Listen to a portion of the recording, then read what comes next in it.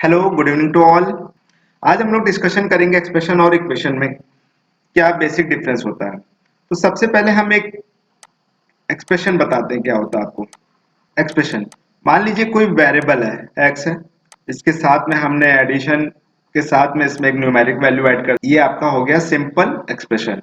अब सुनिए expression equation क्या होता है। इक्वेशन, इसी एक्सप्रेशन में अगर हम इक्वल के साथ कोई भी वैल्यू इवन मतलब हम वेरिएबल भी लिख सकते हैं, कोई न्यूमेरिक वैल्यू भी लिख सकते हैं, कुछ भी लिख सकते हैं।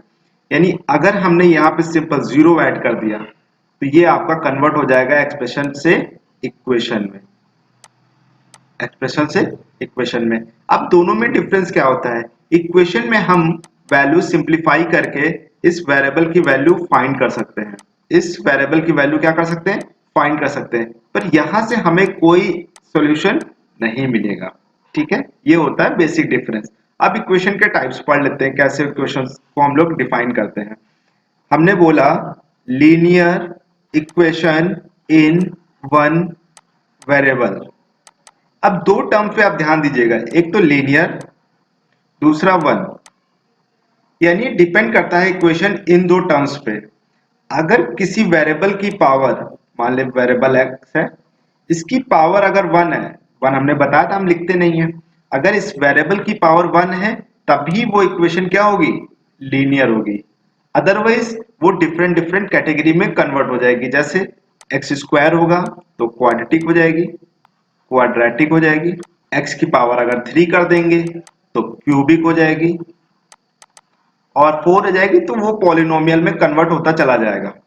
अब देखिए, अब वन वेरिएबल का मतलब क्या होता है। जैसे मैंने ये वेरिएबल, वन वेरिएबल का मतलब क्या होता है, मान लेते हैं हमने लिखा है x plus four plus y is equal to two. यहाँ पे वेरिएबल्स कितने हो गए, दो हो गए, एक एक्स है एक वाई है। तो इसको हम लोग नहीं बोलेंगे वन वेरिएबल, ये कितना है, लीनियर इक्वेशन ही है। क्यों लीनियर इक्वेशन है, लेकिन linear equation in two variable है।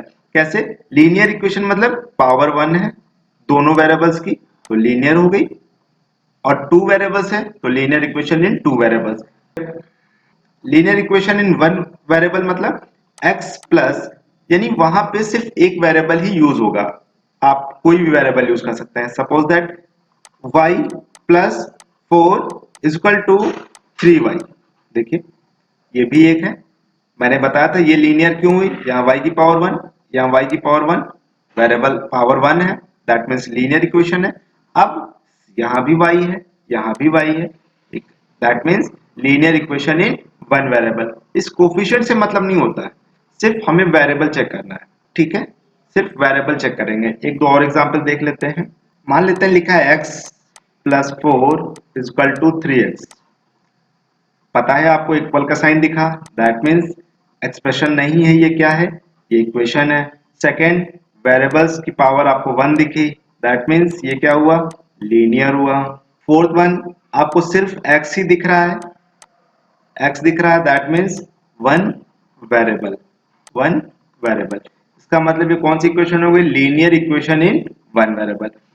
वन वेरिएबल टू वेरिएबल का बेसिक कॉन्सेप्ट क्या है। अगर आपको वन वेरिएबल इक्वेशन है, वन वेरिएबल इक्वेशन है, इसका मतलब आपको उस वेरिएबल की वैल्यू फाइंड करने के लिए सिर्फ एक इक्वेशन की रिक्वायरमेंट होगी। जैसे ये है x plus four plus equal to three x था आपका, इसका मतलब यहां से आपको x की वैल्यू फाइंड करने के लिए, x की वैल्यू फाइंड करने के लिए सिर्फ ये इक्वेशन क्या है, सफिशिएंट है, सिंगल इक्वेशन सफिशिएंट है।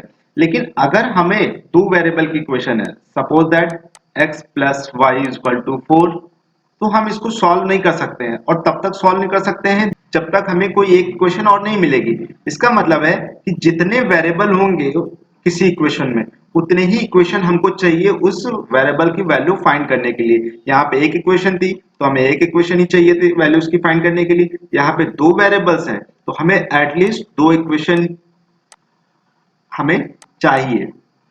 तो मान लेते हैं second equation x minus y equal to two हो गई। अब दो वेरिएबल हैं तो दो इक्वेशन चाहिए x और y की वैल्यू फाइंड करने के लिए। इसको हम लोग आगे डिस्कशन करेंगे कैसे सिंप्लीफाई करते हैं। पर ये जान लीजिए कि सिर्फ जितने, अगर तीन वेरिएबल की इक्वेशन होगी तो आपको तीन इक्वेशन की नीड होगी। 4 वेरिएबल होंगे तो 4 इक्वेशन की नीड होगी। तो ये बेसिक कॉन्सेप्ट हो गया इक्वेशंस का कि कैसे कैसे इक्वेशन जनरेट होती है और कैसे उसको सिंप्लीफाई करते हैं।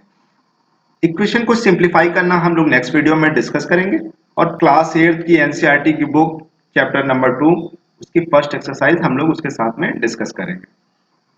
Okay, thank you.